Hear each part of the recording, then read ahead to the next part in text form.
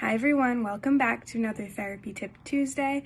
I'm Miss Marykate, and my therapy tip that I wanted to share with you guys today has to do with word retrieval difficulties and how we can treat it at home in fun ways for both children and adults.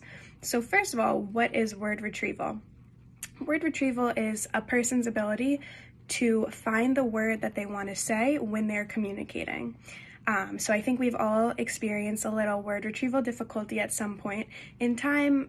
I can best describe this as that tip of the tongue sensation. When you're trying to think of a word, you know that you know what it is, but it's just on the tip of your tongue and you can't get it out. So imagine going through your everyday and having difficulty finding the words that you want to say quite often. That's very frustrating. And that is something that we target in speech and language therapy. So both children and adults can experience this. Adults most commonly experience this after a stroke or after a traumatic brain injury, and children, it's more common with children who have other learning disabilities, but I have some fun ways for you guys to target it at home without even realizing it. A lot of the therapy tasks that we do in therapy include having a child or an adult say a common phrases. So peanut butter and jelly. So that's one way that we target it. We can do rapid naming in categories. So giving a category and you have to name as many things in that category as you can within a certain amount of time. That's always a fun one. You can make it more restricting, less restricting, depending on the person's ability. So giving a category, but then also saying, okay, let's name things in this category that start with the letter S. That's going to make it a little more tricky. You have to really think what things in those categories start with the letter S, because you might be thinking of a bunch of other things that fit in the category, but they start with a different letter. So what makes this so fun? We can do this with a lot of common games that we have at home. Some of my favorite games to work on this with are categories. Taboo is a really great one. And then you can also use this game called The Last Word.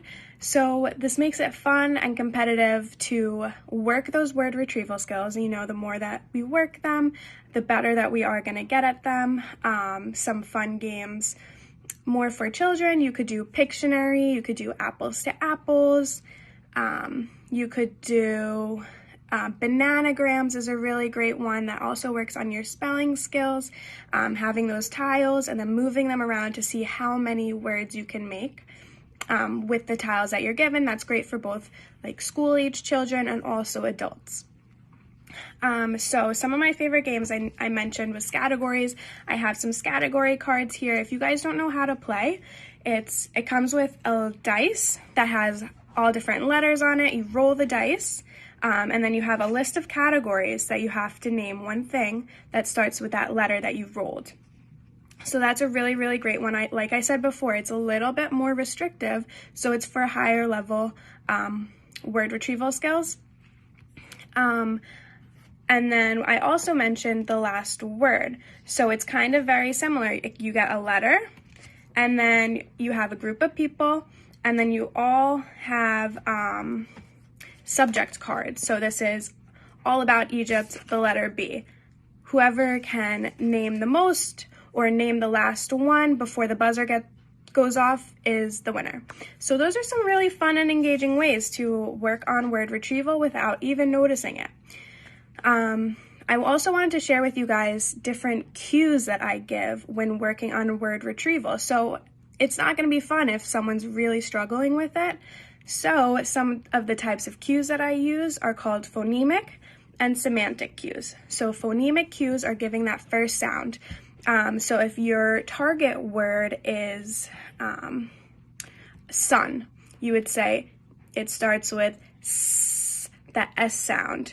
To try to get that, hopefully that sound will help prompt whoever is having that difficulty finding that word into finding the word. And I mentioned semantic cues, so that's a description of the word. So we could say, it's something in the sky, you can give them some wait time to see if they get it from that cue. It's big, it's yellow, give some more wait time. And then you can say, it's really hot, it makes the world so bright, and hopefully they'll be able to get the target word sun from the phonemic and the semantic cues. The wait time is also really great after you give that cue to see if whoever is having those word difficulties can get it from the least amount of cues. You don't want to give them too many cues. You want to see what the least amount of cues you can give so that they're still working and building those skills. I hope you guys liked this therapy tip and that it is something that's useful for you. Let me know if you have any questions, and I will see you next week for our next Therapy Tip Tuesday.